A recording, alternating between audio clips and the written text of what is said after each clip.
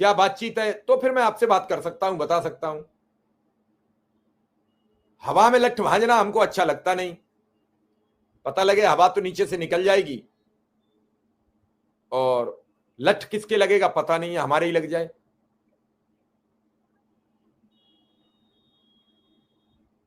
मैं एक बात बताऊं,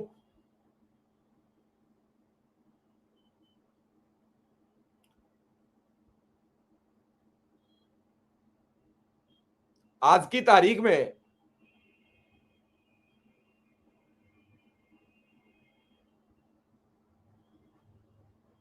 सबके सामने समस्या खड़ी हो गई। ऑनलाइन उपस्थिति को लेकर सैकड़ों शिक्षक प्रदर्शन पर उतर आए। उस समय सरकार ने सबको मीठी गोली दे दी, ठीक है फिर विचार करेंगे। अब आज ऑनलाइन उपस्थिति के विरोध में जिला मुख्यालय पर सैकड़ों शिक्षकों का प्रदर्शन रहा है। शिक्षकों की मांग है पहले समस्याओं का निस्तारण, उसके बाद डिजिटाइजेशन।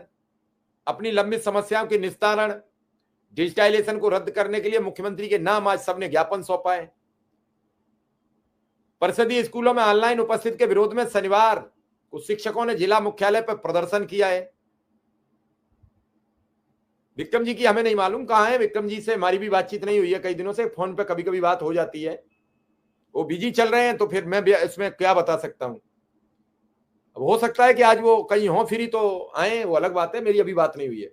शिक्षकों का कहना है कि शासन की ओर से ऑनलाइन उपस्थिति लागू करने के लिए निर्देश तो जारी किए जा रहे हैं, लेकिन शिक्षकों की पहले से लंबित समस्याओं का निपटारा नहीं किया जा रहा है।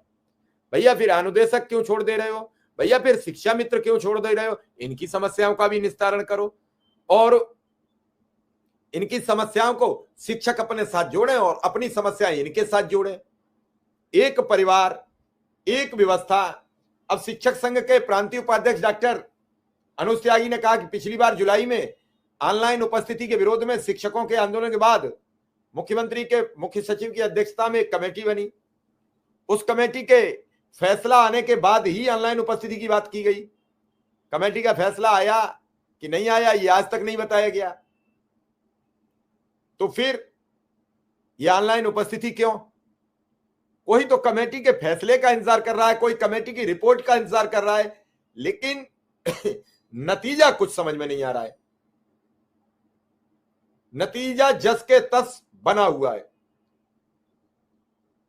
31 अक्टूबर को यानी कल एक खबर दैनिक जागरण में छपी। दैनिक जागरण ने छापा, शिक्षा मित्रों के मानदेय वृद्धि पर फैसला सरकार के हाथ है।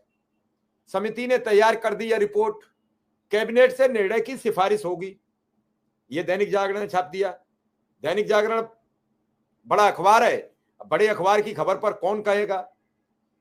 उन्होंने लिखा, मैं बता देता हूं आपको जो उन्होंने लिखा है।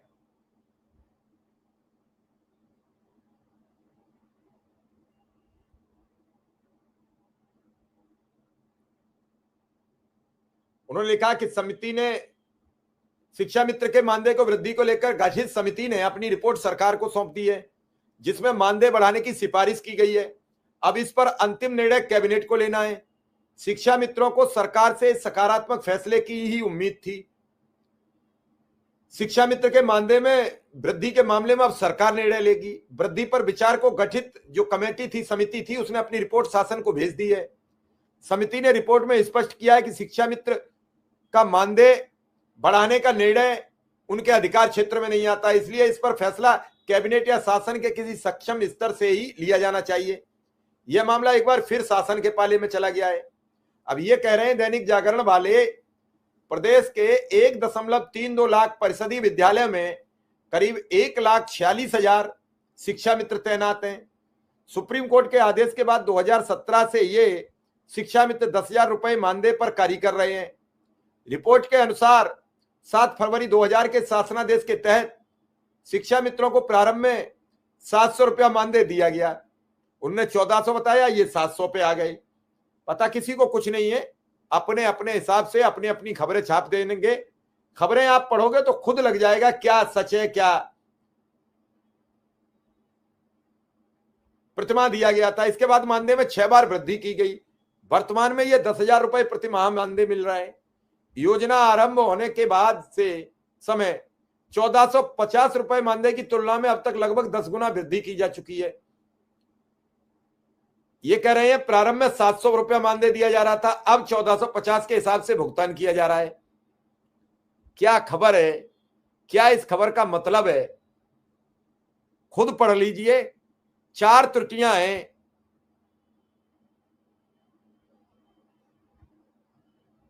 सर्वोच्च न्यायालय द्वारा 25 जुलाई 2017 को पारित आदेश के समय शिक्षा मित्रों का मानदेय 3,500 रुपए प्रतिमाह था, जिसे बाद में बढ़ाया गया। यह वृद्धि मंत्रिपरिषद के निर्णय के आधार पर शासनादेश द्वारा लागू की गई।